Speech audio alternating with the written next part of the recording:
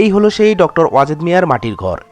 এই ঘরে তিনি বসবাস করতেন, এই ঘরে তার শৈশব কেটেছে, এই ঘরে তিনি লেখাপড়া করতেন এবং বিয়ের পর শেখ হাসিনাকে নিয়ে এই ঘরেই উঠেছিলেন। সুপ্রিয় দর্শক মণ্ডলী, আমি এখন দাঁড়িয়ে আছি সকল রাজনীতির ঊর্ধ্বে থাকা একজন মানুষ, বিশিষ্ট পরমাণু বিজ্ঞানী ডক্টর এম এ ওয়াজেদ মিয়ার বাড়ির সামনে। বন্ধুরা আমার, আজকে আমি আপনাদেরকে এই ভিডিওতে ডক্টর এম এ ওয়াজেদ মিয়ার বাড়ি এবং তার কবরস্থান ঘুরে ঘুরে দেখাবো। দর্শক মণ্ডলী, আপনারা ভিডিওটি পুরোটাই দেখবেন এবং সঙ্গে থাকবেন। ডক্টর এম এ ওয়াজেদ মিয়ার বাড়ি রংপুর জেলার পীরগঞ্জ থানার ফতেপুরে। বন্ধুরা আমার, আমরা এখন ডক্টর এম এ ওয়াজেদ মিয়ার সম্পর্কে কিছু কথা জানব। Doctor M A Wazed Miah ছিলেন একজন আন্তর্জাতিক খ্যাতিসম্পন্ন পরমাণু বিজ্ঞানী। তিনি বাংলাদেশ পরমাণু শক্তি কমিশনের চেয়ারম্যান ছিলেন এবং শান্তিময় পারমাণবিক গবেষণায় বিশেষ অবদান রেখেছিলেন।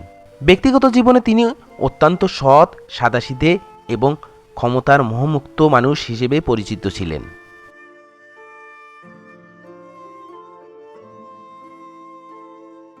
সুপ্রিয় দর্শক মণ্ডলী, আমরা এখন যে মাটির ঘরটি দেখতে পাচ্ছি, এই ঘরে doctor M A Wazed Miah বসবাস করতেন, তার শৈশব কাটিয়েছেন, এখান থেকেই লেখাপড়া করেছেন এবং শেখ হাসিনাকে বিয়ে করে এই ঘরেই নিয়ে উঠেছিলেন। এমনকি তিনি মাঝে মধ্যে যখন তার গ্রামের বাড়িতে আসতেন, এই ঘরেই তিনি থাকতেন। এই ঘরটিকে এখনও স্মৃতি করে রাখা হয়েছে। জনশ্রুতি আছে doctor M A Wazed Miah ছিলেন অত্যন্ত শান্ত স্বভাবের এবং অনেক সাদাসিধে লোক। তিনি সহজ সরল এবং স্বাভাবিক জীবনযাপন করতেন। তাই তো মাঝে মাঝে তিনি মাটির টানে, শিকড়ের টানে ছুটে আসতেন এই গ্রামের বাড়িতে, এই ছোট্ট মাটির ঘরে।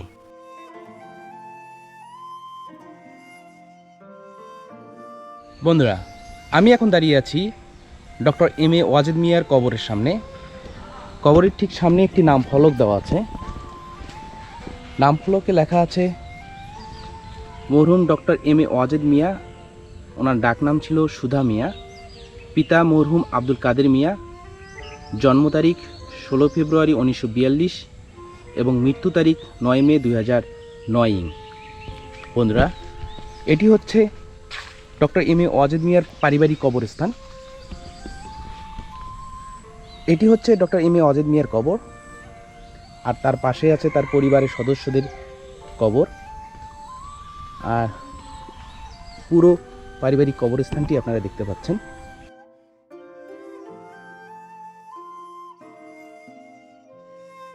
এই বিশিষ্ট পরমাণু বিজ্ঞানী 16 ফেব্রুয়ারি 1942 সালে রংপুর জেলার পীরগঞ্জ থানার লালদিঘি ফতেপুরে জন্মগ্রহণ করেন।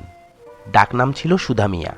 সুপ্রিয় দর্শক মণ্ডলী, এখন ডক্টর এম এ ওয়াজেদ মিয়ার শিক্ষা জীবন সম্বন্ধে কিছু কথা জানব।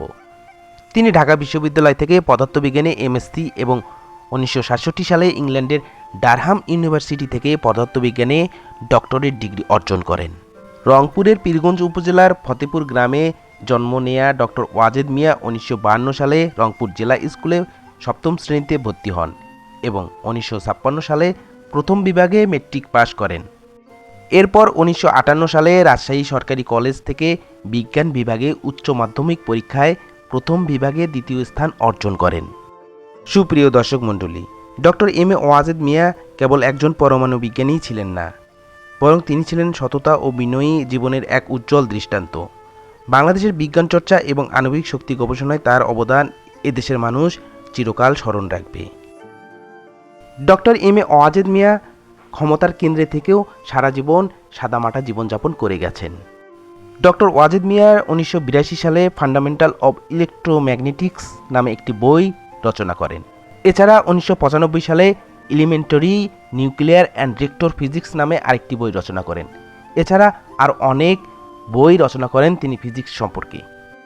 বন্ধুরা আমার, আজকের ভিডিওটি কোনো রাজনৈতিক উদ্দেশ্যে তৈরি করা নয়। কেউ এই ভিডিওটি রাজনৈতিকভাবে নেবেন না। এটি বিশিষ্ট পরমাণু বিজ্ঞানী ডক্টর এম এ ওয়াজেদ মিয়ার বাড়ি আপনাদের সামনে তুলে ধরলাম। ভিডিওটি কেমন লেগেছে অবশ্যই জানাবেন।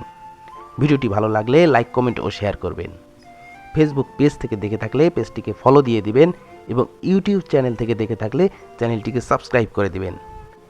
দেখা হবে নতুন কোনো ভিডিওতে, নতুন কোনো স্থানে। সে পর্যন্ত সবাই সুস্থ থাকবেন, ভালো থাকবেন। ধন্যবাদ। আসসালামু আলাইকুম।